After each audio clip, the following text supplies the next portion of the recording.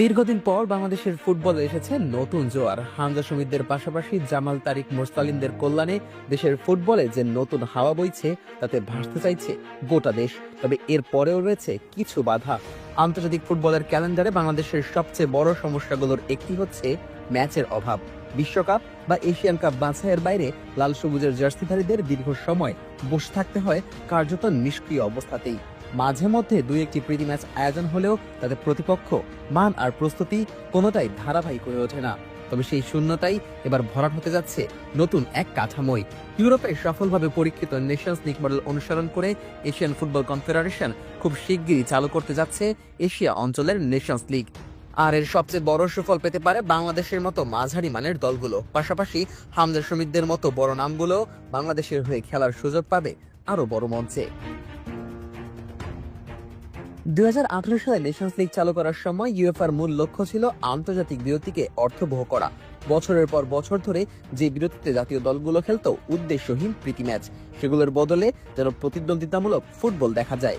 ইউরোপে সেই ধারণা শুধু সফল হয়নি, বরং আন্তর্জাতিক ফুটবলের চেহারাও পাল্টে দিয়েছে। ছোট দলগুলো পেয়েছে বড় মঞ্চে নিজেদের প্রমাণের সুযোগ, আর বড় দলগুলো পেয়েছে নিয়মিত মানসম্পন্ন ম্যাচ। সেই সাফল্যেই এবার এশিয়ায় প্রয়োগ করতে যাচ্ছে এএফসি। এএফসির পরিকল্পনায় থাকছে 47টি সদস্য দেশ। ফিফা আন্তর্জাতিক বিরতির সময় বিশ্বকাপ ও এশিয়ান কাপ বাছাইয়ের বাইরে এই নেশনস লিগ আয়োজন করা হবে। অর্থাৎ আগে যে সময়গুলোতে বাংলাদেশ জাতীয় দল কার্যত ম্যাচহীন থাকতো, সেসব উইন্ডোতেই নিশ্চিত ম্যাচ খেলবে দল। বাংলাদেশ বর্তমানে এশিয়ার র্যাঙ্কিং এ মাঝামাঝি অবস্থানে রয়েছে। সর্বশেষ ফিফা র্যাঙ্কিং অনুযায়ী এশিয়ার দেশগুলোর মধ্যে বাংলাদেশের অবস্থান 36 নম্বরে। অর্থাৎ যদি ইউএফার মতো 4 স্তরের কাঠামো অনুসরণ করে এএফসি নেশন লিগ সাজায়, তাহলে বাংলাদেশকে শুরুতে তৃতীয় বা চতুর্থ স্তরে খেলতে হতে পারে। কিন্তু এখানেই লুকিয়ে আছে বড় সুযোগ, কারণ এই লিগে প্রতিটি স্তরে থাকবে পদোন্নতি ও অবনমন ব্যবস্থা। মানে গ্রুপে ভালো করলে বাংলাদেশ ধাপে ধাপে উপরে উঠতে পারবে। হামজা শমীদ, জামালরাও পাবে লাল সবুজের জার্সিতে বড় প্রতিপক্ষের বিপক্ষে ম্যাচ খেলার সুযোগ। এতদিন বাংলাদেশকে হয় তুলনামূলক দুর্বল দল নয়তো সমমানের দলগুলোর বিপক্ষেই ম্যাচ খেলতে হতো। নেশনস লিগে সেই সমস্যা থাকবে না। র্যাঙ্কিং অনুযায়ী ভাগ হওয়ায় বাংলাদেশ খেলবে কাছাকাছি শক্তির দলগুলোর বিপক্ষে। এতে ম্যাচগুলো যেমন হবে প্রতিদ্বন্দ্বিতাপূর্ণ, তেমনি খেলোয়াড়দের শেখার সুযোগও বাড়বে।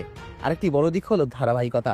বছরের নির্দিষ্ট সময় অন্তর নিয়মিত ম্যাচ খেললে জাতীয় দলের কোচিং স্টাফরা দীর্ঘমেয়াদী পরিকল্পনা বাস্তবায়নের সুযোগ পাবেন। খেলোয়াড়দের ফিটনেস, টেকনিক্যাল বোঝাপড়া, দলগত সমন্বয় সবকিছুই তখন আর আন্দাজের উপর থাকবে না। বিশেষ করে ইউরোপে খেলা ফুটবলারদের সঙ্গে দেশীয় লিগের খেলোয়াড়দের মেলবন্ধন ঘটানো সহজ হবে।